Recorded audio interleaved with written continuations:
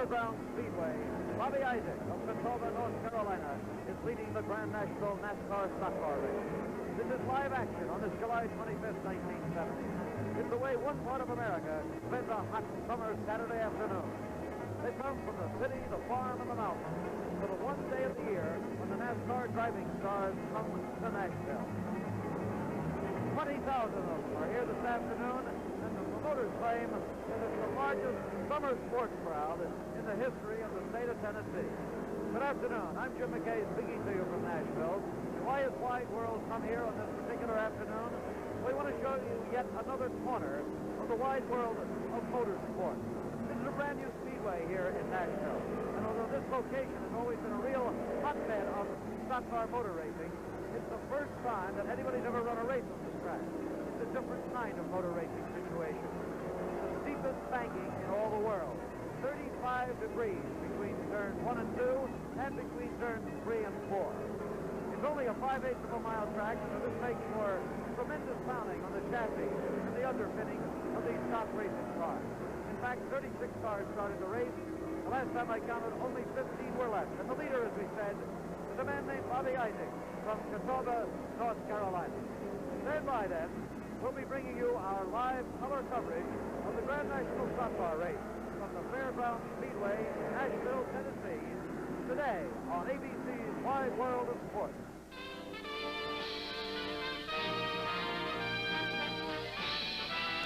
Spanning the globe to bring you the constant variety of sport, the thrill of victory, and the agony of defeat. The human drama of athletic competition.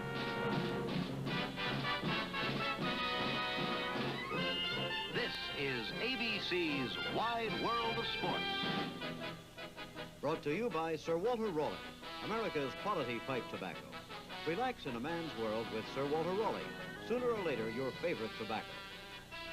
By Brill Cream. That little dab of Brill Cream leaves your hair looking natural. The one that more and more men are coming back to for natural-looking grooming. And by Sears Tire and Auto Centers, where you'll find a complete line of quality tires and die-hard batteries with extra starting power.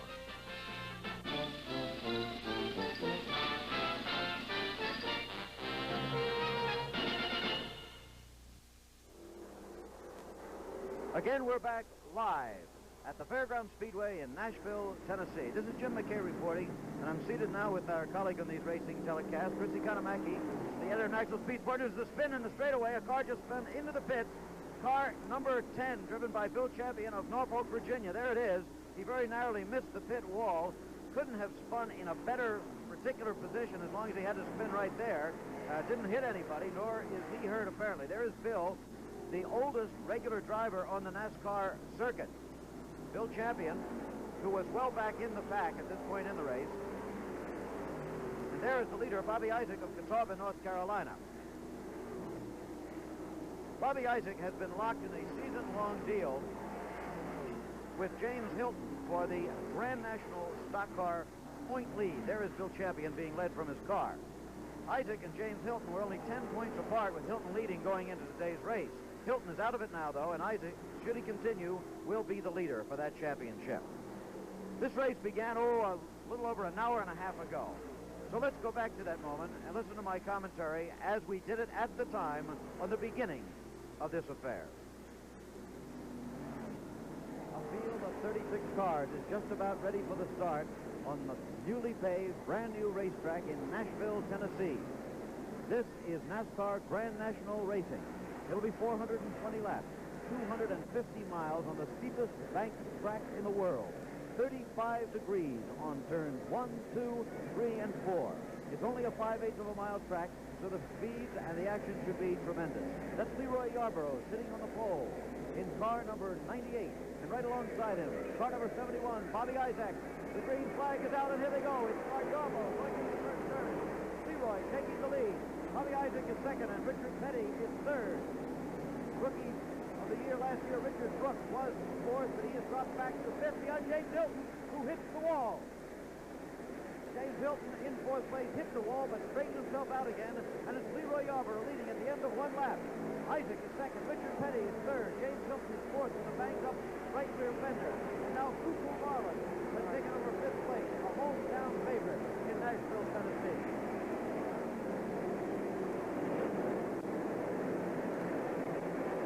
Leroy Yarborough beginning to stretch out his lead in the early going. He's got about 50 yards over Richard Petty, and then Bobby Isaac. James Hilton is fourth. Cuckoo Marlin is still fifth. Bobby Allison is sixth and beginning to move up.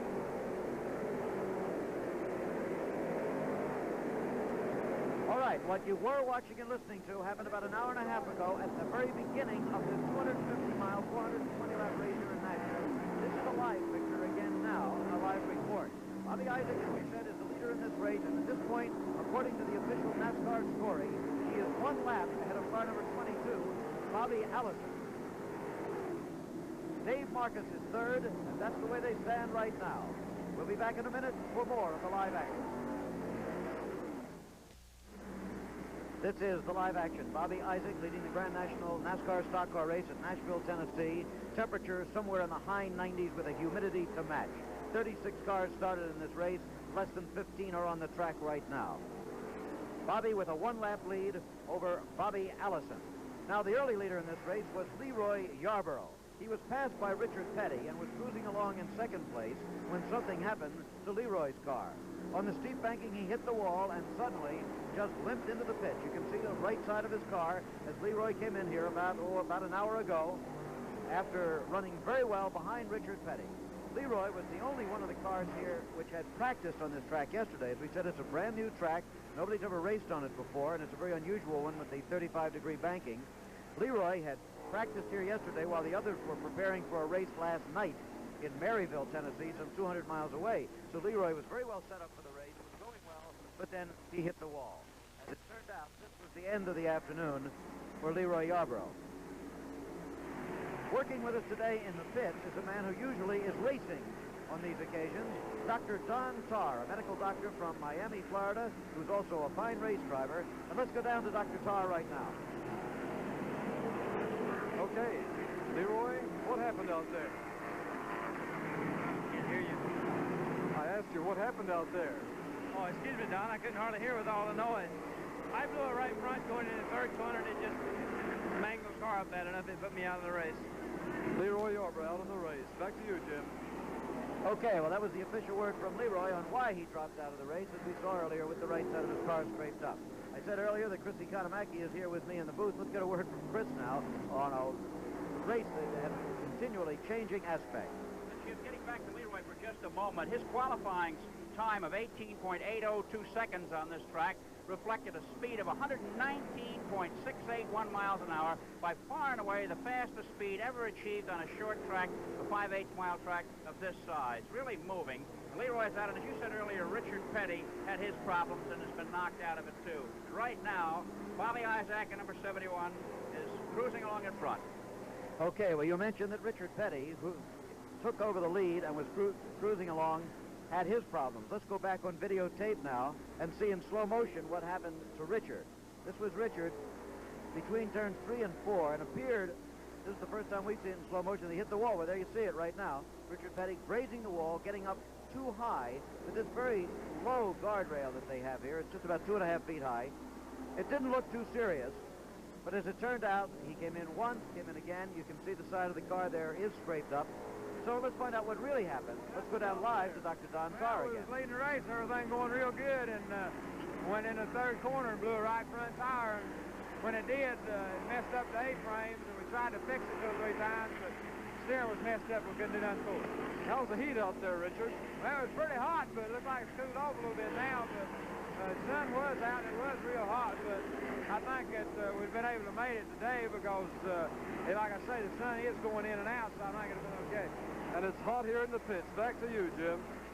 Okay, thanks very much, Don and Richard Petty. So it's kind of interesting that both of the early leaders dropped out with identical things. Both blue tires, both going into the third turn.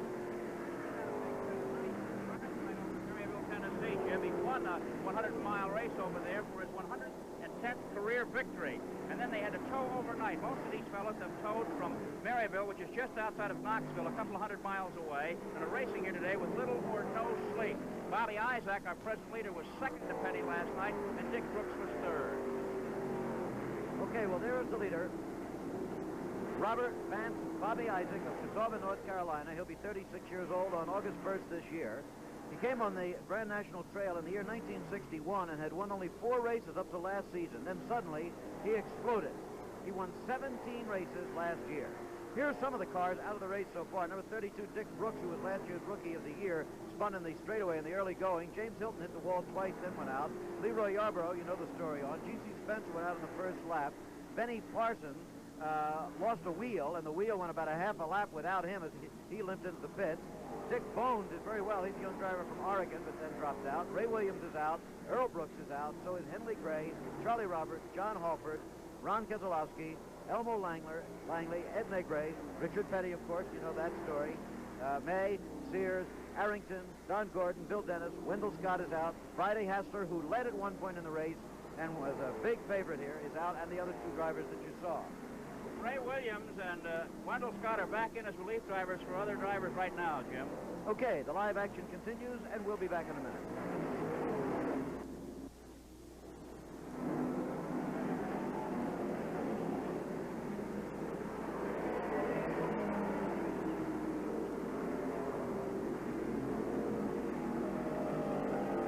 Again, we're back at Nashville, Tennessee, and still, Bobby Isaac cruises along 1 lap in front of Bobby Allison in this 250-mile lap.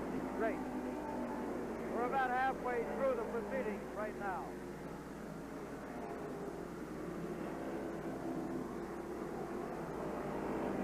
We'd like to take one moment from the racing here to tell you something that's been a source of sadness to us and everybody in racing. When we did our last NASCAR race in Daytona Beach a few weeks ago, we told you that our associate on these broadcasts, Bob Montgomery, was in the hospital and was ill. Bob, in fact, had suffered 2 heart attacks. Not too long after that, he was released from the hospital and then had another heart attack which proved to be fatal. Bob Montgomery, at the age of 45, died just 8 days ago. I didn't really know him too well. He had worked with us just for, about 5 or 6 months before his death. One thing I will remember, however, was an occasion this spring in Darlington when it appeared that Richard Petty might have been seriously, very seriously injured in a crash. It was a difficult job for Bob to report from the track hospital to try to talk to Richard's father, his brother, and other members of his pit crew.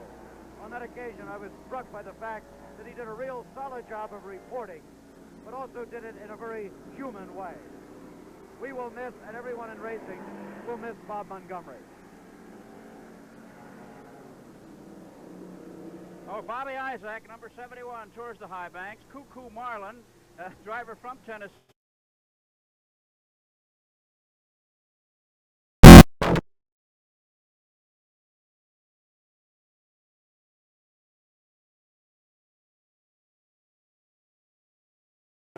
Isaac is going very well. His only competition now coming from Bobby Allison and Dave Marcus.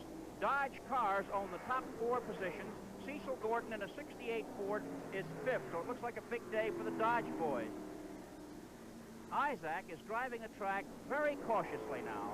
The clouds have come overhead, obscured the sun, and it's a bit cooler than it was before. It was exceedingly hot and exceedingly humid, and this, of course, created to a high track temperature, 240-some degrees earlier today, or rather 140-some degrees earlier today, and close to 100 degrees ambient temperature. But the temperature now has cooled down, as has the pace out here on this Fairground Speedway. You know, Chris, it's kind of interesting to watch Bobby Allison, however. He's in 2nd place, 1 lap plus behind the leader, Bobby Isaac. There was a time in this race when Bobby was 3, 4, maybe even 5 laps behind the early leader. He is driving a typical Allison race. He sits there, stays close enough to be threatening, but doesn't try to take the lead and doesn't try to go out in front. In other words, I don't think that Bobby Allison can be counted out of this race by a long shot right now, do you? Well, no, he's only 1 lap behind, and that's a very close position on this track. Remember, the laps are being turned in less than 20 seconds, and the spread between 2nd and 3rd place is 6 laps.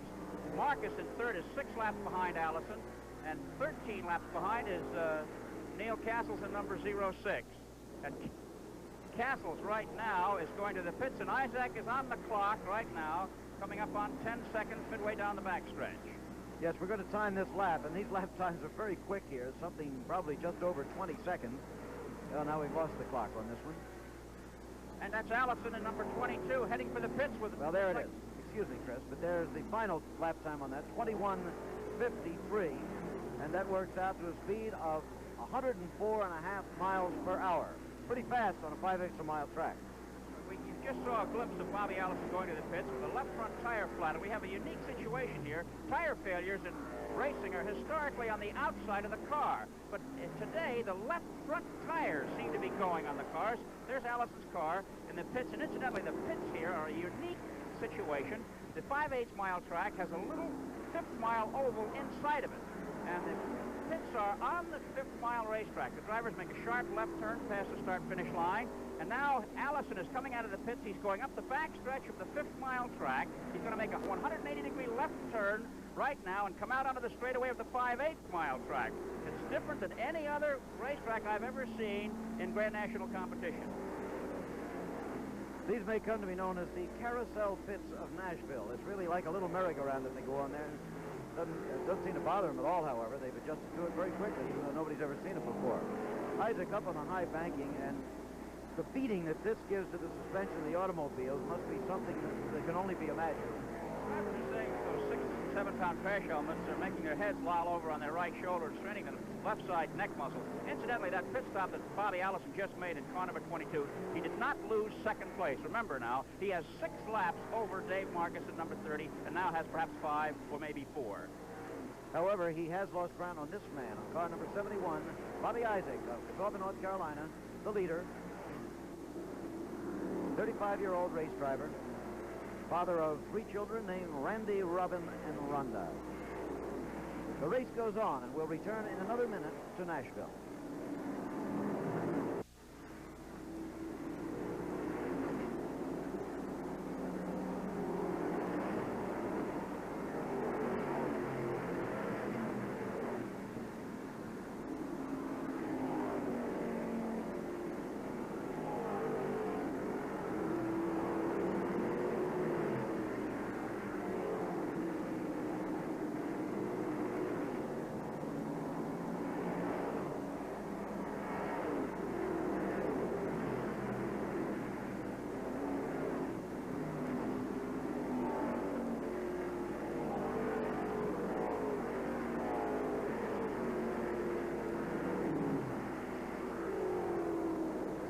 We're back again, live and in color from Nashville, Tennessee. The leader, Bobby Isaac, made a routine pit stop while we were away for gas and so forth. However, it was a routine stop that cost him 2 laps of his lead to Bobby Allison. He now leads Bobby Allison just by 2, but now he passes Bobby because Bobby himself is coming into the pits at this moment. So, Isaac had lost 2 laps, but now necessary for Allison to come into the pits, and he'll probably get at least that many back again. They're bringing out tires for Allison's car. Looks like they're going to change a couple on the right side. There's the leader on the racetrack, Bobby Isaac.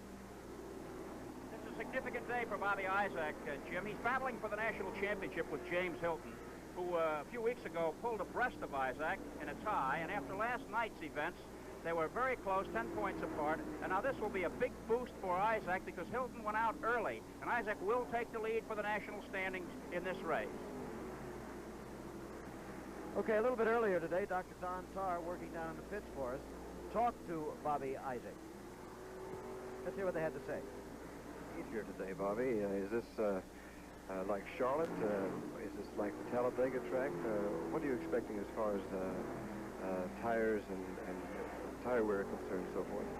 Well, heat-wise, it's going to be hot, but I couldn't say about tires because they've come in here and put up about a 36-degree bank on a 5/8 mile speedway, which, you know, nobody has never run on, and Goodyear don't even, have never even run any tests on a racetrack like this to come up with a good tire, so we're just going with the tire that we run at Bristol and hoping that it'll last. Conservative running, then, is going to be the story today, is that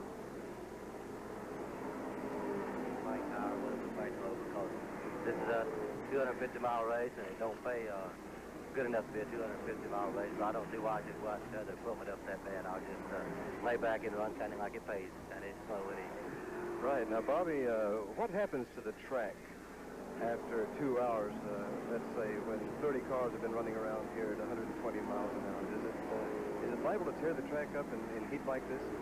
Well, no, it won't tear it would be kind of hard to tear up. This is probably the biggest bike that we run on anywhere in the racing circuit, and I don't see how that any car could tear it up. It might tear the cars up because it is rough in 1 and 2, but not the track. Okay, those were the words of Bobby Isaac a little bit earlier today. A yellow flag has come out, and I'm trying to see why. Somebody must have dropped something. Jim up there in the corner. He spun coming off, or going into turn 4. He's down on the apron, and it's brought out the yellow, one of the few yellow flags of the day. Yeah, no accident. Cuckoo Marlin just spinning down into the red clay of the infield. Oops, it's not Cuckoo. I'm sorry. It's number 77. 77. That's somebody else. 77 is, in fact, John Kenny of Powassan, Virginia, in his 68 Ford. There you see him. A little hard to see the number from this angle, as you can see. But that's number 77, John Kenny of Virginia, who is out of the going, and I believe there are just now about 11 cars left. And there's the leader into the pits again, under the yellow, Bobby Isaac. Let's see what it's going to be for this time. He was just in a couple of minutes ago.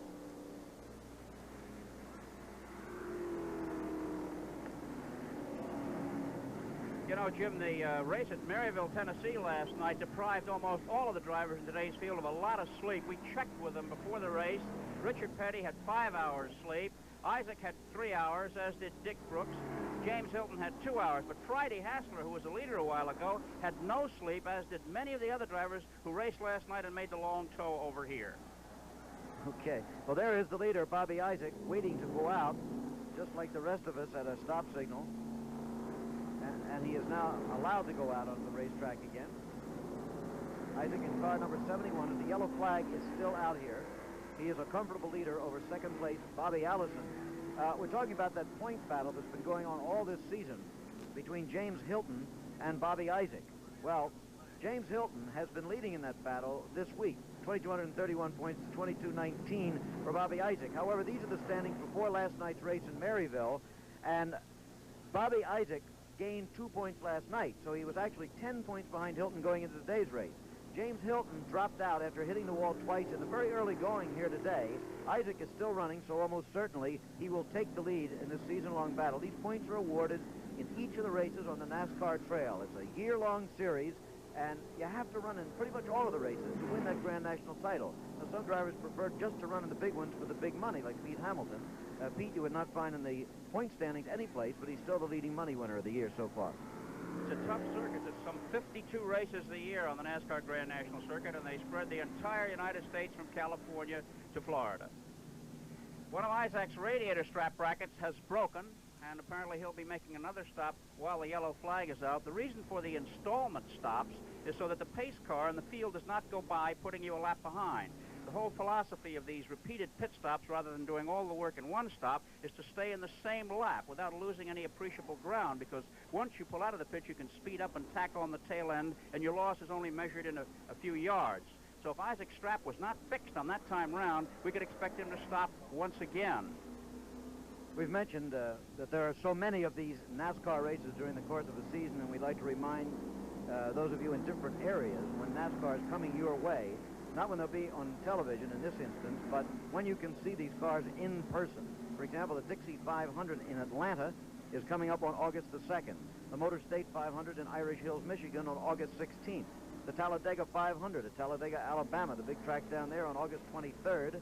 And the Southern 500, as they call it, the daddy of them all, down in Darlington, South Carolina, on Labor Day. Those are some of the NASCAR races coming up in the near future.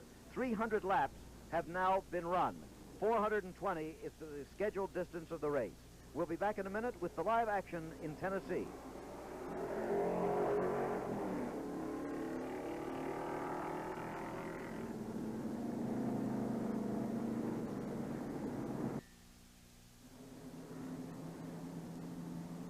Again, we're back live. The yellow flag is still out in Nashville, Tennessee. The leader in this race is Bobby Isaac, remember. He is either 3 or 4 laps ahead of Bobby Allison. The scorers are checking on that right now. In third place is Dave Marcus, 6 laps behind in car number 30. In fourth place, number 06, Neil Castles of Charlotte, North Carolina. He's 15 laps behind. And in fifth place, number 24, Cecil Gordon of Arden, North Carolina, is 19 laps behind. We said the yellow is still out as they clean up debris from the track down around the 4th turn here. A reminder that next Saturday, by the way, ABC's Wide World of Sports will be preempted in order that we can bring you exclusive color coverage of the $250,000 Westchester Golf Classic. That'll be live from the Westchester Country Club in Harrison, New York. All the top golfers, including Arnold Palmer, Jack Nicklaus, Lee Trevino, and Billy Casper, of course, will be competing for the first place money of $50,000. That's next Saturday, 5 o'clock Eastern Daylight Time. And, of course, we'll have Sunday coverage there, too, but we're just pointing out here that Wide World will be preempted for that next Saturday. Other golf coming up during the month of August. Keep posted on that. The PGA from Tulsa in the middle of the month, and towards the end of August, the Dow Jones from Upper Montclair, New Jersey, which will be the new world's richest golf tournament, $300,000 in prize money, and $60,000 first prize. By the way, on that interview, Bobby Isaac seemed to be a little bit critical of the prize money here. Did you notice that, Chris? He said that it doesn't pay like a 250-mile race should. Do you know what he meant by that? Well, of course, the first prize here is going to be something around $3,000, depending on what accessories he uses on that car. Isaac was not only critical of the money, he was critical of the track, which is an interesting point because he's out front now, and he seems to have figured out whatever the problems were. The race at Maryville, Tennessee last night was originally scheduled for Thursday night, and yesterday was scheduled for practice because this is a new track with steeply banked turns, the steepest in the world, as you said earlier, Jim, and it requires a certain chassis setting. And after that all-night Nashville here, the drivers had to unload starting at 9 o'clock this morning, and they've been working all day long trying to tune their chassis for the unique requirements that this track presents. In the early going, the cars were bottoming going into turn 1. The tremendous jump in inclination was sending the chassis right down, and some of the cars were actually scraping the track. We had the oil pans break in the early going, and the mechanics really had a tough job getting these cars set up for this racetrack. But Isaac has an extensive factory stable. Harry Hyde is his mechanic, and it's said that they have 7 cars back in their K&K Insurance garage. The car he's driving today is not the one he used to finish second to Richard Petty with last night. He said he didn't like the track because it was so high. He didn't like it because it was too narrow, but he's out front. I wonder what his answers would be to those same questions should he win today. Everybody seems to like it if they win. The scorers have gotten straightened out here. They say that Bobby Isaac is 2 laps ahead of Bobby Allison. However, he's right behind Bobby Allison as they continue under the yellow. And if he can pass him when the green flag comes out, he will then have 3 laps on him. And there's 3 right now. Yep. Bobby Allison into the pits.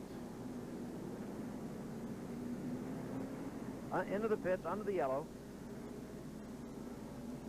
Taking on some more fuel. And that's all he wanted was just a little more gas. Trying to figure out this pit stop situation could be critical here towards the end. I think that the race could very well be won or lost by these pit members. Now, this is a break for Allison. He, in a sense, lost a lap, but he was about to have lost it anyway. Right. And he's only going to be a few car lengths behind Isaac. And when the green flag waves once again. A few car lengths plus 3 laps. Remember, Isaac is 3 laps plus 2 probably ahead of Allison. There's the leader. They continue under the yellow. It's taken them a long time to get the debris and the oil cleaned up here. That's right. There were 36 cars when the green flag waved. We only have 11 on the racetrack now behind the safety car. The attrition rate has been exceptionally high. The tires have had a tough day. The reason for that being the track is new, green in racing terminology, and when an asphalt is brand new, it generates a lot of heat. It requires some time to cure and become raceable at cool temperatures. So the boys have popped a lot of tires out here and grazed the wall as well in many instances. Speaking of green, here comes the green flag. They're racing again in Nashville. Bobby Isaac the leader by 3 laps over Bobby Allison. Allison at this point about 50 yards behind him, plus those 3 laps. Isaac winging out in front and looking in just beautiful shape. However, we've seen many times, we're going to take a look at the relationship. There is Isaac going out the right-hand side of your screen, right there. Now watch the gold car coming through. There is Bobby Allison, who is in second place by that much, remember, and 3 laps. I started to say that we've seen cars in beautiful shape going into the last 50 laps or so many times. In fact, the last race we did down at Daytona, you'll remember that David Pearson, with only 6 laps to go, appeared to have no problems at all when suddenly a tire blew on him. So a good many changes could take place here before the finish of this race. Isaac, at the moment, however, is the leader, the man who is also going to be leading at the end of this day for the NASCAR Grand National Point Championship for this year, 1970. Dodge cars, Jim, are in the first 4 positions, and a 1968 Ford, rather old by Grand National standards, lies in 5th place. But the surprise car of the meeting was that old Chevelle driven by Friday Hassler that seemed to have this track figured out. Hassler's from Chattanooga and set a brisk pace out in front until mechanical troubles knocked him out. Now, there were a couple of moments when it looked like home state favorites here might give a good account of themselves. The first game during qualifying when Cuckoo Marlin, wonderful name, isn't it? Cuckoo, who is from here in Nashville and who, as a matter of fact, is a politician who's running for the legislature, qualified about 5th fastest, which he doesn't normally do. However, he dropped that pretty early in the race. Then it was Friday Hassler from Chattanooga, as Chris indicated, who took the lead. Jim, we just noticed that Dave Marcus unlapped himself by 1 lap on Bobby Isaac, and this could indicate that Isaac is in a little bit of trouble. He doesn't have that much of a cushion where he's going to let somebody in 3rd place by.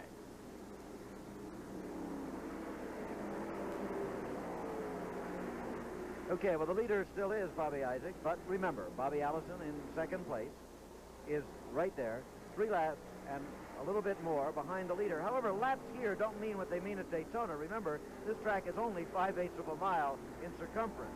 So let's go back in time a little bit to when Don Tarr talked to Bobby Allison before the race began today and see what Bobby had to say. You have a 35-degree bank here in this track on a 5/8 of a mile, and Talladega we have a 33-degree bank. Do you get the same type of sensation running through the turns at this track in Nashville as you do down at Talladega? Well, I would say not really, Don. Of course, you've run at Talladega, and you know down there that even though we did have some early problem with some bumps were pavement bumps. You know, in other words, you go over a bump and then you travel several hundred feet on good pavement. And here, the real high bank, instead of just holding the car where you can go fast speeds, it's kind of like running in a motorcycle barrel. You know, you just run up against the wall and it turns you and you go the other way. Okay, well, those were the pre-race comments of Bobby Allison played against the live picture of Bobby right now gaining on the leader, Bobby Isaac. Now, whether he is actually going that much faster than Isaac, or whether Isaac has decided to cool it just a little bit in these closing laps on a hot day, is the question. There's more pit stops coming up, Jim, and I'm inclined to think Isaac's having trouble. There goes Allison in number 22, putting himself now 2 laps behind Bobby Isaac as we come closer and closer to the checkered flag in this Nashville 420. It does make you begin to wonder whether Bobby Isaac could be having some problem inside that racing stock car of his. Allison passed it very easily, as we said, could mean one of 2 things. Either that Isaac is slowing down intentionally or that he's slowing down unintentionally. In either event, he is going slower than he was. That's the story of racing, and one never really knows until it's all over. Wouldn't it seem unlikely, Chris, however, that he would actually give away a full lap by letting Bobby pass him like that? I have to agree with you. It is highly unlikely that he would allow him to gain a lap on him. The track is almost free of traffic now, only 11 cars on it. He can pick his groove. He doesn't have to wave his way through. He can go very fast now if he wants to. And I cannot imagine Bobby Isaac, who's known as a Charger, just taking it easy at this late hour with Allison, whose car seems to be extremely healthy, however, making pit stops a little more frequently. It may be that Isaac is trying to save his tires and get through to the checkered flag with 1 less pit stop than the others might perhaps have to make. Well, these are the things we'll be finding out here as the race proceeds live to its finish. 420 lap or 250-mile race on this 5/8 of a mile track. Highest banking in the world in Nashville, Tennessee. It is so hot, and yet the enthusiasm for racing in this town is almost unbelievable. More, I think, than almost any place I've seen. The people in the general admission seats were standing in line for about a 1/4 of a mile at 8:30 this morning. They then came in and sat in a broiling sun, temperature about 97 or 98 and the humidity to match, until the race started at 2:30. Boy, that's dedication. The entire grandstand was sold out before business closed yesterday. Well, here is a look at the crowd of approximately 20,000 people gathered here in Nashville at this 5/8 of a mile racetrack. As we said, this is the big day of the racing year. They have 52 races a year here. In fact, They tell us that they drew more paid admissions here last year than they did on the big track at Daytona. The main reason being that they have so many races here. But this is the only day of the year when they have the big NASCAR stars. We'll be back in a minute with more live racing. We return live to the Fairgrounds Speedway in Nashville, Tennessee. The race goes on. Bobby Isaac is the leader by 2 laps and almost another full lap over Bobby Allison. That's according to the official NASCAR scoring system. Earlier in the day, before we came on the air, they had a good many problems with the scoring. So it's always conceivable that there could be some changes as time goes by. At the moment, however, things seem to have settled down in that department. As we say, Isaac officially is 2 laps and almost another full lap ahead of Bobby Allison, with Dave Marcus in 3rd place, 6 laps back. Neil Castles in 4th place, 15 laps back, and Cecil Gordon 5th, 19 laps back. And listening to those names, you can tell that aside from Isaac and Allison, just about all the really big names in this sport have dropped by the wayside. Leroy Yarborough and Richard Petty and James Hilton. Benny Parsons has gone out. Jim, maybe Isaac's strategy here, he is not allowing Allison to pull away. By doing this, he can stay on Allison's back bumper and let Allison set the pace, and he rides with it. Goes faster if he has to, or goes slower if he wants to, and that way keeps the opposition right in sight without overstraining his car. Here's a look at the 3rd place car, number 30, driven by Dave Marcus, one of the few Northerners on the NASCAR tour. Dave from Wisconsin. He's been driving very well all this season, and he's certainly a fellow to watch for the future. You know, last Sunday, when Bobby Allison got affected by the heat at Bristol, Tennessee, Marcus took over for him and finished the car 2 laps ahead of the field to win the race. And he went to victory lane, and he didn't know what to do. Allison came in and got a kiss from the beauty queen, and Marcus was asking what should he do in there, and he missed his first kiss. Well, Dave just came on the NASCAR trail 2 years ago, in 1968. He has yet to win his first big one, but he's finished in the top 5 3 times and in the top 10 12 times. His best finish was a 3rd at Hampton, Virginia. That's the best finish in his NASCAR career, and he's running 3rd right now, so it could be his big day. He's one of the up-and-coming independents out of Wisconsin. The tracks up there train great chassis mechanics, and this is the kind of a track where the chassis is important, or perhaps more important than a powerful engine. And Marcus knows how to fix a car to work on a track like this. Remember now that this is the 2nd place car you're looking at, although on the track he is just a few feet ahead of the 1st place car. So he's almost 3 laps behind. Again, we remind you, however, that laps here don't mean what they mean, let's say, on the 2.5-mile tri-oval down at Daytona, Florida. This is only a 5/8 of a mile track, so you can lose 2 laps if you have to make an extra pit stop very quickly. We're going to try to get a lap time again on Bobby Isaac to see exactly how much he has slowed down, if in fact he has slowed down. Last time we got him, it was somewhere about 104.5 miles an hour. It should take him just 21, 22 seconds to go around here. Here he comes, coming out of turn 4 already. And there, 21.19. He's still going fast. That's over 106 miles an hour. He's going faster, in fact, than he was the last time we clocked him. Yeah, but you remember, Jim, that his lap time in qualifying was 18.903, considerably faster. So he is really taking it easy in this one today. Oops, and Marcus. Dave Marcus is in trouble on the back stretch. We'll get a shot of that in a moment. Number 30 on the back straightaway, the Dodge. Number 30 car in 3rd place is now probably out of the race. There you see him pulling down into the red clay. That's the driver from Wisconsin. He wrapped the backstretch wall coming off in that Dodge. A tough break for that fellow from Wisconsin. That puts Neil Castles in car number 06 in 3rd place in the race right now.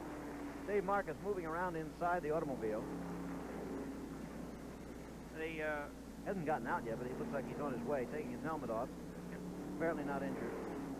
$1,110, or about $1,200 would be Marcus's pay had he stayed where he was, and now he gets down into the $500 category with this unfortunate incident. He's okay. Well, we're trying to make sure of that right now because they seem to be summoning more assistance of some kind, and I don't think Dave has gotten out of the car yet. I wonder if he's just exhausted sitting in there. You know, it's a unique situation, Jim, that for the next 9 laps he'll still be 3rd. If a rainstorm should stop the race right now, he would be credited with 3rd place.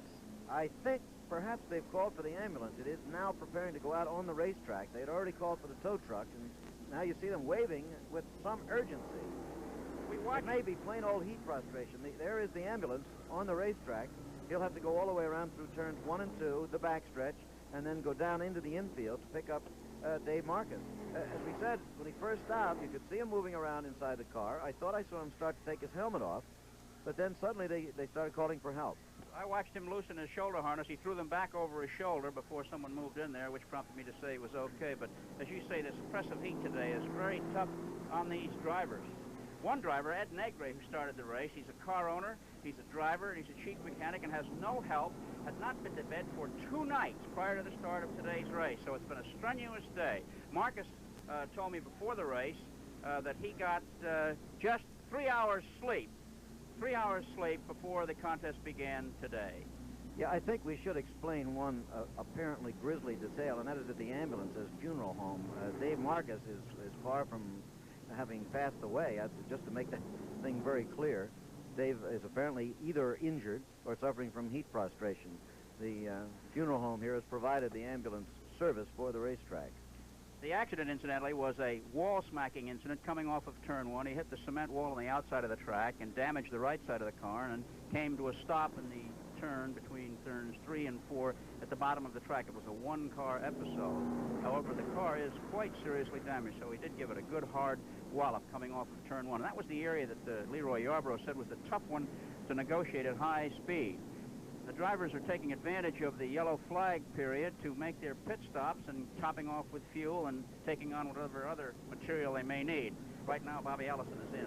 Well, right now, we're still looking at this scene, and I still don't see Dave Marcus. You know, earlier today, I was talking to Benny Parsons, one of the other drivers, and I asked him what form this fatigue takes out there. I said, do you get sick in your stomach or dizzy or what? He said, no, more often it would be something like just coming off a turn and suddenly realizing that your arms just didn't have the strength to turn that wheel. That could have been what happened to Dave Marcus. They have now put him on the stretcher into the ambulance. No injuries that can be spotted at all from here. And if we had to guess right now, we'd have to guess heat exhaustion, but that's a pure guess. We'll try to find out as soon as we can what the details are. The yellow flag is still out at Nashville, Tennessee. There's more racing to come, and we'll return for it in another minute. You're taking a look at the city of Nashville, Tennessee. They call it the Music City, famous for the sound, the Nashville sound in country and western music. It is used not only by country and western stars now, but all top recording artists on some occasions. And there you see the roller coaster at the state fairgrounds here. It's kind of an amusement park, and there you see the racetrack. From the city to the roller coaster to the racetrack, and this racetrack is something like a roller coaster in its own right, with these 35-degree banked turns. But instead of being in a nice, safe roller coaster car with guardrails and things, you're in an automobile racing car. A reminder here as we proceed under the yellow flag that live from Soldier Field in Chicago, the College All-Star Football game on Friday, July 31st at 9:30 Eastern Daylight Time. To see the Kansas City Chiefs, winners of the Super Bowl, take on the best seniors of the 1969 college football season. Men like Mike Reed of Penn State, Mike McCoy of Notre Dame, quarterback Mike Phipps of Purdue. Don't forget that's Friday, next Friday, July 31st, live at 9:30 Eastern Daylight Time on ABC on Friday night next. Okay, Jim, here's the word from the track doctor. It was heat exhaustion, as you had surmised, for Dave Marcus, a driver of car number 30 from West Salem, Wisconsin, a northern boy not used to this southern climb. We might add that before the race, Cecil Gordon, who is now in 4th place, had no sleep last night, and in qualifying, a 2-lap run around the track, said that he got dizzy from the heat. And right now, Cecil Gordon is in 4th place in car number 24. So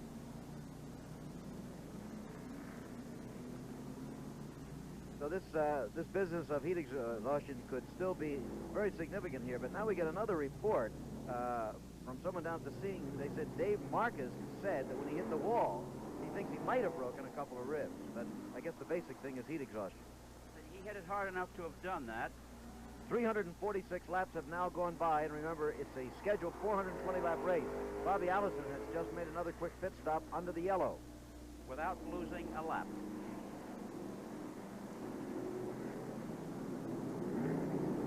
Could be that this is the lull before the storm.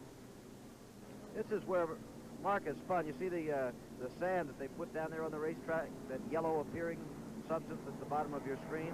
Well, that's where he hit the wall right there. This fairly low retaining wall, which, however, seemed to have been working pretty well so far today. That's right, Jim. Apparently when he hit the fence, something broke that allowed fluid of one sort or another, oil, gas, or perhaps water, to get on the track, and that's why the yellow has prevailed as long as it has, because this absorbent powder has to be put on these spots to make a safe raceway.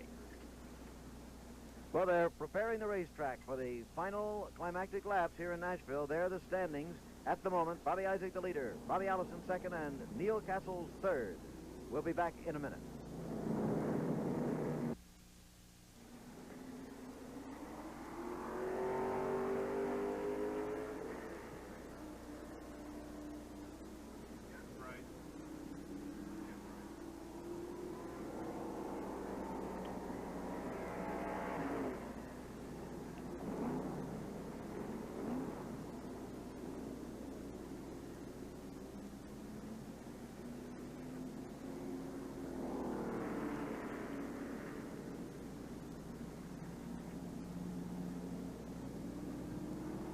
Memphis, Tennessee.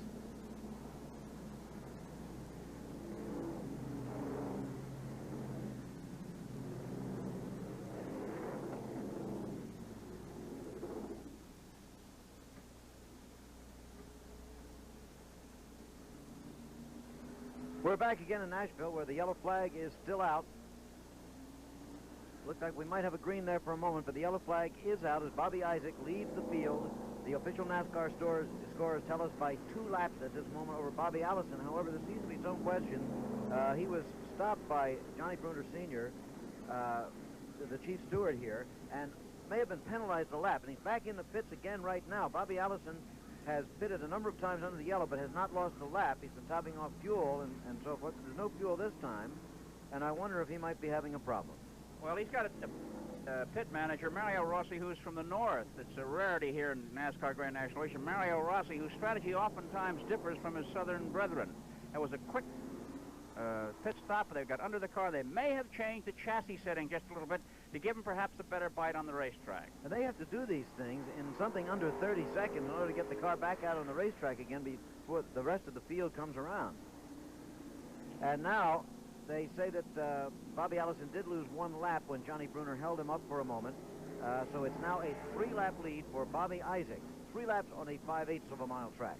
You know, it's been a big year for both Allison and Isaac financially, Jim. Allison's second in the money-winning standings. Pete Hamilton, who's here but not racing today, is tops at $93,020. But Allison has won $82,085 this year.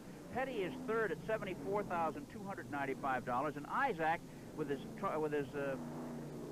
second place finish last night at Maryville, has won $67,045, and should he win here today, his winnings for the season will push him over $70,000 with some of the big money races yet to come. Laps under the yellow count, of course, and there are now less than 70 to go in this race. They've just been given 1 more lap under the yellow. 1 lap. Next week, Wide World will be preempted. Remember, we'll all be at the Westchester Country Club in Harrison, New York for the big Westchester Golf Classic. $250,000 in prize money, $50,000 first prize. Then in the month of August, the PGA from Tulsa and the Dow Jones with $300,000 in prize money from Upper Montclair, New Jersey. But right now, it's racing, coming to you live from Nashville, Tennessee. The red car, the high one there. Number 71 is Bobby Isaac, the leader in the race. The green flag is out, and here they go.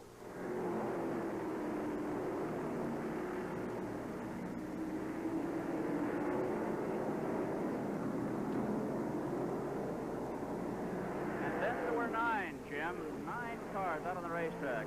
You know, I've often thought when we're at one of these grueling little NASCAR tracks like this one on a hot day in the South, or when we've been to the Grand Prix of Monaco, where the situation is somewhat the same for different reasons, that someday we're going to do a race where nobody's going to finish. Someday it has to happen. I hope that doesn't happen today. We've got a good one going now with Isaac trying to get a lap back from Allison. There's only 2 laps now separating these 2 drivers. It's the second place driver, Bobby Allison, coming down just ahead of leader Bobby Isaac and number 71, both driving 1969 Dodges.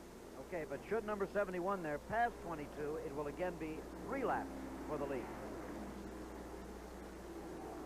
So this is pretty much the way Isaac was playing Bobby Allison before the yellow flag came out this last time on Dave Marcus's crash into the wall. Just keeping him in sight, staying right behind him, holding him where he wants him. A report from the pits now from Dr. Don Tarr. Very significant thing. Bobby Isaac, who was 5 laps down earlier in the race, I went over to his pit crew, and I talked to Harry Hyde, and I asked him, Harry, what's the matter with Bobby? Is he having problems? And Harry said, no, Don, he's cooling it. He says, we expect everybody else to have their problems. We're going to cool it, and we're going to come out on top. That's it from the pits, Jim. Okay, well, there you had the word from Dr. Don Tarr, who, if you just joined us recently, we would remind you, is a race driver, a NASCAR race driver himself, and a medical doctor from Miami. He normally would be driving. He's not driving today, so we've availed ourselves of his services as an expert down in the pits. Dr. Tarr was the gentleman whom we had a microphone on in his race car at Daytona a few weeks ago, you may remember. That worked out very well that day. The radiator strap earlier in the going, Jim, Bobby Isaac has really had a trouble-free day, making pit stops on schedule, taking advantage of the yellow flag whenever he could, and now enjoys a 2 9/10 lap lead over Bobby Allison.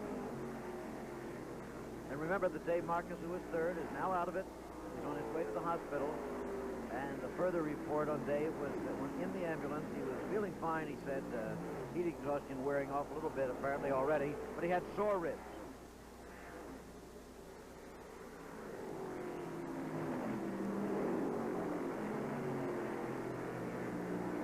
Crowd of better than 20,000 looking on here on this hot, muggy afternoon. The sun was in for a while, then came out again. It's still very, very hot and muggy.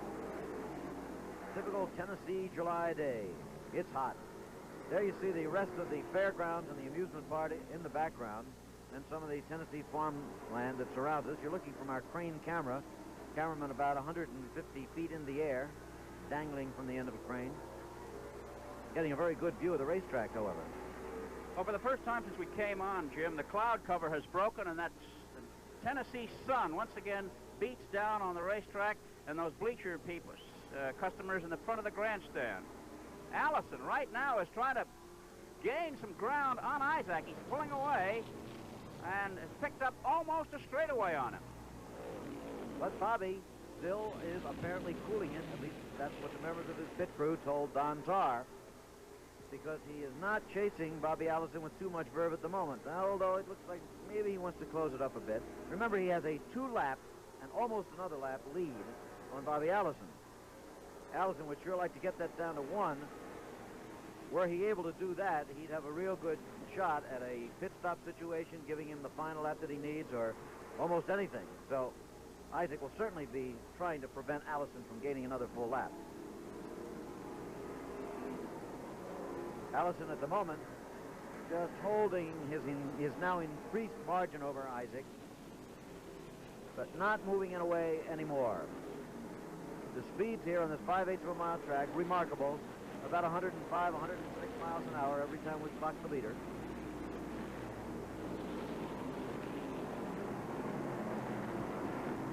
And Bobby Isaac, his left hand on the top of the steering wheel, continues to lead as he tours this 35-degree bank track at Nashville. We'll be back in a minute.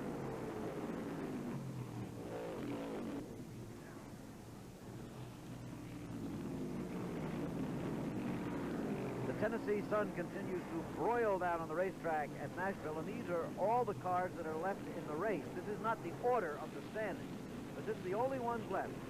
Cuckoo Marlin, the hometown favorite and politician and farmer, Cecil Gordon, Ben Arnold, Eddie Yarborough, no relation either to Leroy, who went out earlier in this race, or to Cale, who wasn't here today, Jabe Thomas, J.D. McDuffie, Neil Castle, Bobby Isaac, the leader, and Bobby Allison, who is in second place. The only two really big-name drivers left in the competition here, Isaac and Allison. Isaac, the leader, Allison 2 laps down, remember, and trying to take away some of that ground between him and Bobby Isaac at the moment. Third place is Neil Castle, who is 21 laps behind. Fourth place, Cecil Gordon, is 23 laps back.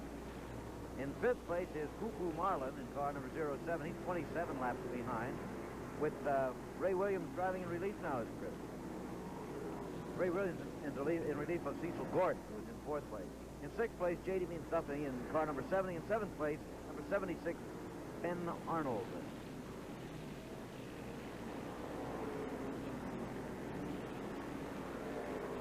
And Cuckoo Marlin has decided to come into the pits at the moment, but there is the leader, Bobby Isaac. Isaac, remember, at the end of this day, will be the point leader in the Grand National season-long championship chase. And there is Bobby Allison, still trying to move it out on Bobby Isaac, but I think Isaac's just trying to keep him in sight. That's the way it looks. There's relationship. There is Isaac. You see how far he is behind Allison. But remember, he is the leader. We're just trying to indicate to you how Bobby Allison is trying to pull away from Isaac, conceivably to unlap himself yet another lap and be only 1 lap plus behind. So far, though, Isaac, it looks like, is just sitting there, keeping him in his sights. You know, the Music City has sent its representatives to the track, Jim. Bobby Goldsboro is an interested pit visitor, as is Marty Robbins, who, until a heart attack, used to drive occasionally on the NASCAR Grand American Circuit, which incidentally is showing tonight in Charleston, West Virginia. Okay, well, at the moment, this race is somewhat reminiscent of the one we had at Daytona a few weeks ago, where David Pearson appeared to be cruising in just as Bobby Isaac did. It turned out that way on that occasion, but sure, right now, Bobby Isaac couldn't appear to be in better shape. The car looks just fine. Word from his pits is that Bobby himself is not too tired, although he sure has to be plenty tired. Running down the standings a little bit further. In 8th place, number 25, James Thomas. Gwendolyn in release. Wendell Scott, the color driver, Jim, is handling the car for Jabe Thomas right now, who's bitten by the heat a little bit earlier. And 03 is 9th. That's Eddie Yarborough, who we said to the other Yarboroughs, either Leroy or Cale. The heat inside these automobiles has to be somewhere over 150 degrees today. And they've been out there a long time. Can you imagine making 1,680 turns? That's what they're doing. 4 turns on the track, and they negotiated 420 times before it's all over. It's not done ordinarily in the afternoon, Jim, in the summertime here in Nashville, Tennessee, because the track is used primarily at night, and it's not the big one that's used at night, but rather the little one that we see being used today as a pit area. They're going to use this big track for night racing now that it's just completed. This, incidentally, is the very first race ever held on this new super high bank 5/8 mile track. Remember, the turns bank an unbelievable 35 degrees and holding up very well under this brutal heat. Some predicted that the asphalt might move, new asphalt, like a rug, but that has not happened, and the surface has held up wonderfully well today. Bobby Allison continues to move out that margin on Bobby Isaac a little bit. He's about, oh, he's better than 1/3 of a lap ahead of Bobby on the racetrack right now. About 2 2/3 laps behind, actually.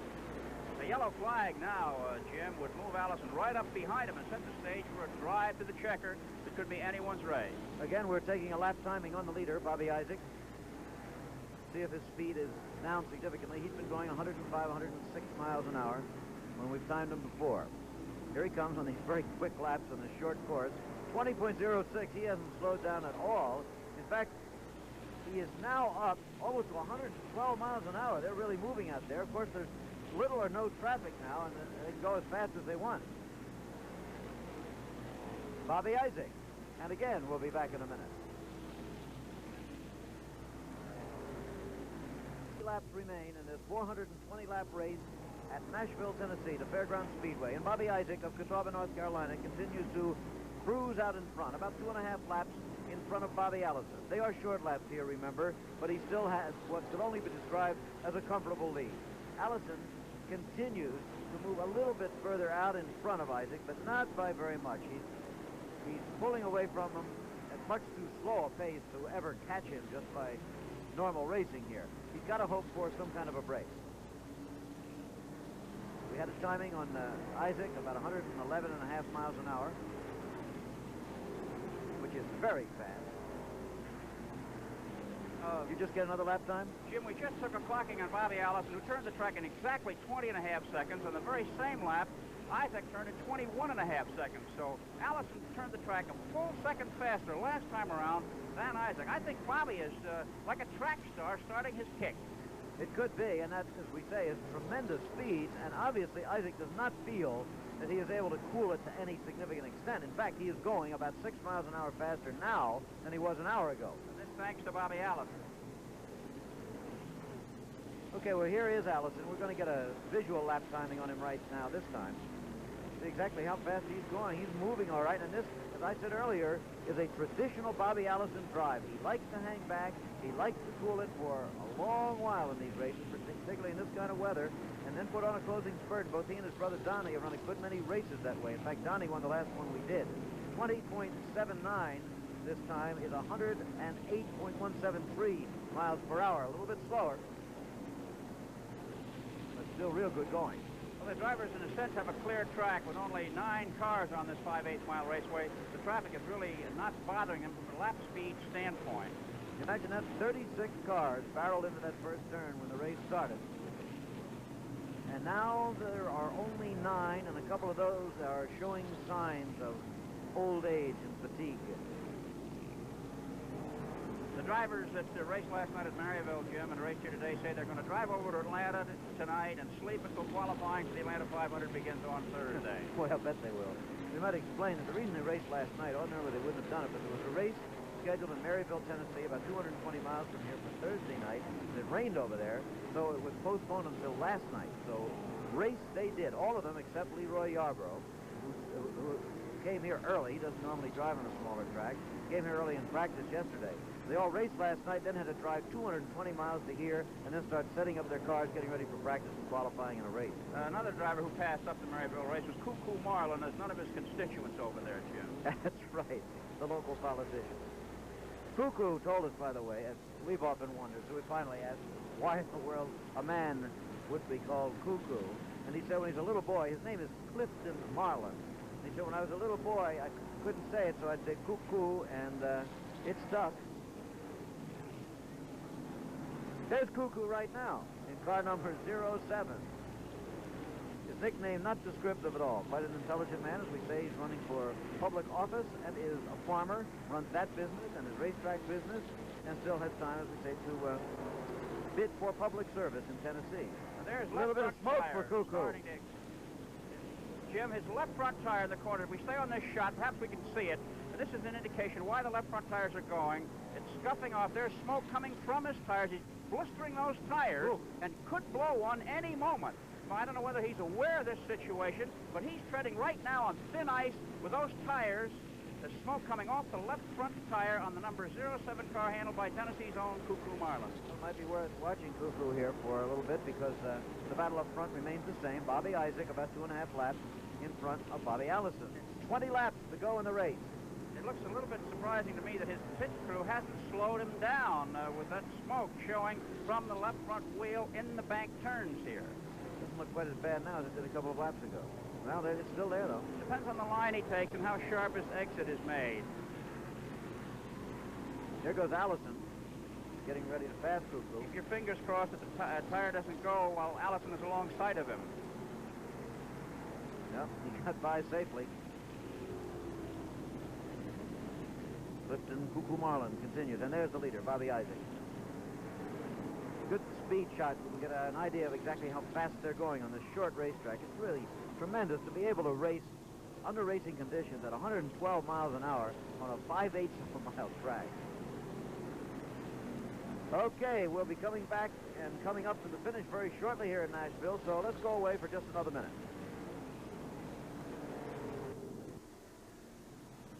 Here's Bobby Isaac with 14 laps left to go in this 250-mile race in Nashville, Tennessee. He is the leader by 2.5 laps over Bobby Allison. In the pits is Cuckoo Marlin. Now, a little while ago, we were showing you, and Chris was commenting on the fact that his left front wheel was smoking. Well, they have changed that tire. We have a further report of Dave Marcus, who crashed into the wall in the backstretch a while ago from the hospital now. They say that he has 2 cracked ribs. He's okay, and he won't be in there long. There is Cuckoo Marlin back on the racetrack with his new tires, and we're glad to see that he's much safer and more comfortable out there now.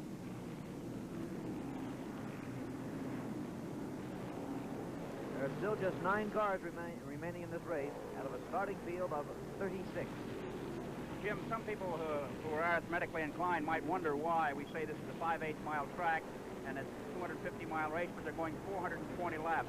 A full 5/8 mile track would require only 400 laps of racing to complete 250 miles. But NASCAR measures tracks 10 feet in from the outside rail, and this one fell a few feet short of 5/8 of a mile, hence the 420 lap distance to complete 250 miles. 10 laps to go.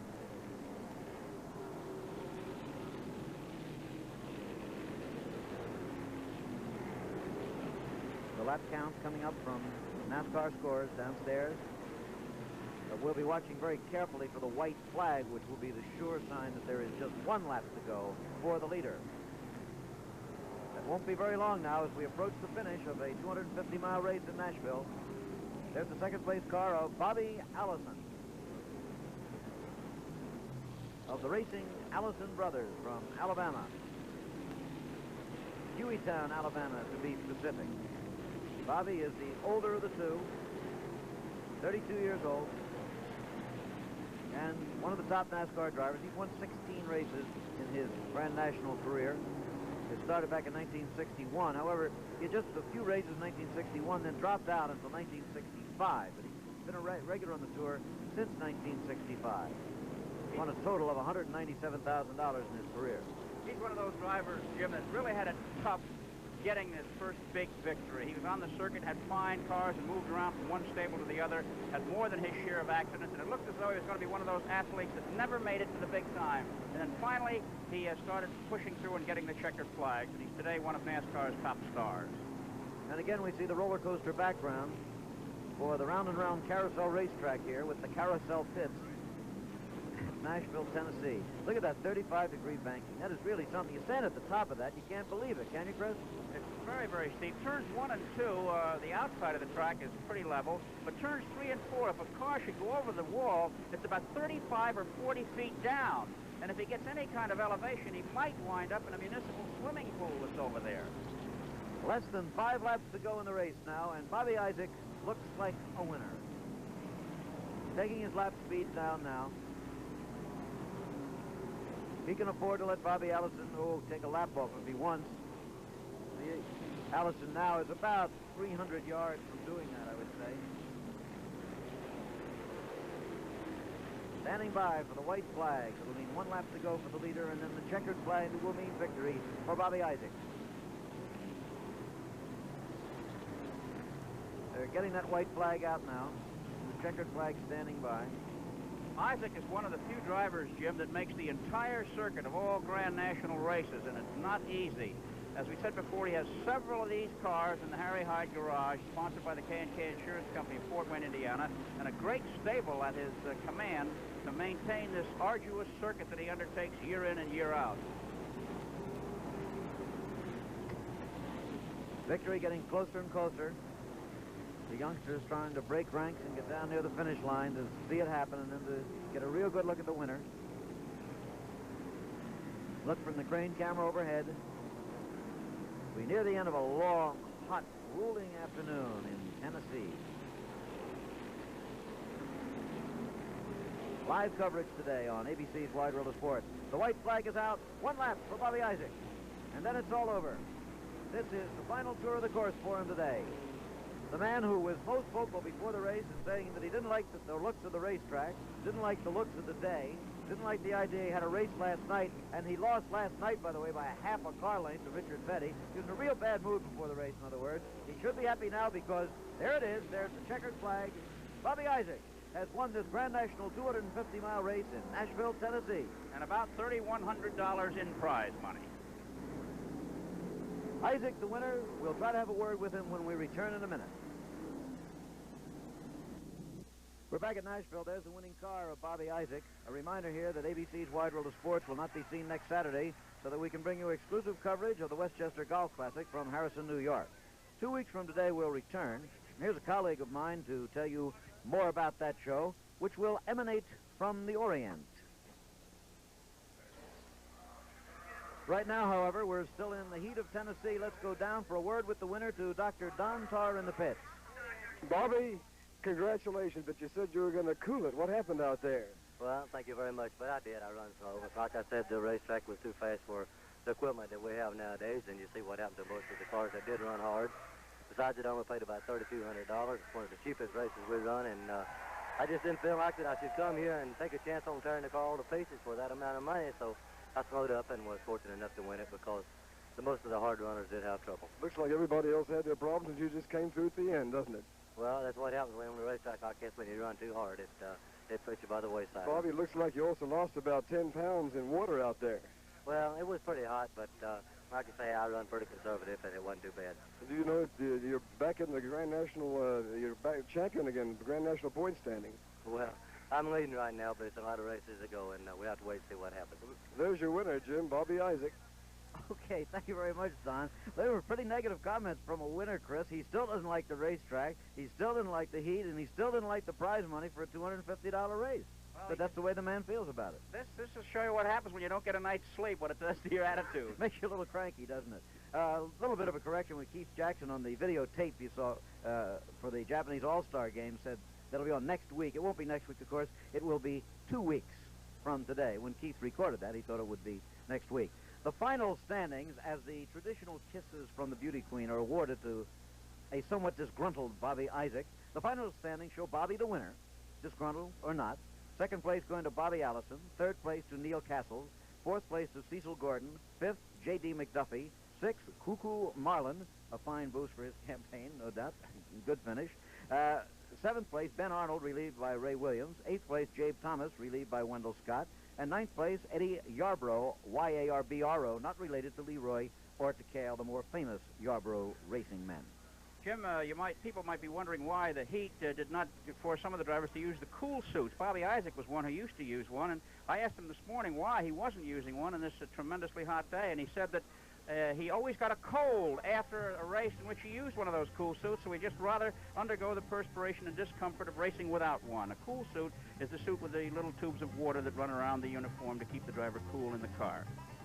You know, those cool suits can have their drawbacks. I remember Buddy Baker told me a couple weeks ago, I said, why don't you wear it anymore? He said, well, you know, I used to wear it, but he said, one time I ran out of ice in the car, and instead of being a cool suit, it became a hot suit. In fact, the water in the little tubes inside started boiling, which would be a pretty tough way to spend any afternoon, particularly one like today. The temperature here, remember, was up near the 100-degree mark. So was the humidity. And Bobby Isaac, unhappy, disgruntled, cranky about the prize money, and not liking the racetrack, stuck it out and won the race. 250 miles before 20,000 people, which the promoters of the race say is the largest summer sports crowd in the history of Tennessee. Bobby Isaac, looking the picture of a winning race driver, looking a touch mod with his bangs and his modern haircut, will return, however, to Catawba, North Carolina. That's his home here in the Southland, where today he was the winner. Our thanks to Chrissy Konamaki and to Dr. Don Tarr, the race driver and physician who worked with us in the pits. ABC's Wide World of Sports. The executive producer, Rune Arledge. The coordinating producer, Jim Spence. Our producer here in Nashville was Ned Steckel, and our director was Chet Forty. The associate producer was Bryce Wiseman. Our associate directors were Bernie Hoffman, Ronald Hawkins, Roger Goodman, and Jack Gallivan. Technical directors, Jerry Bucci and Dave B. Remember, next Friday, the College All-Star Football game from Chicago beginning at 9:30 p.m. Eastern Daylight Time on ABC. ABC's Wide World of Sports will not be seen next Saturday, so that we can bring you exclusive coverage of the $250,000 Westchester Golf Classic. 2 weeks from today, the Japanese All-Star Baseball game from Osaka. For now, this is Jim McKay for Chrissy Konamaki and Dr. Don Tarr saying so long from Nashville. A little country music to play us out. Another look at the winner. Air travel arrangements made through and promotional consideration furnished by TWA, the Sportsman's Airline. Whether you're a sports spectator or participant, TWA is your kind of airline. We go where the action is.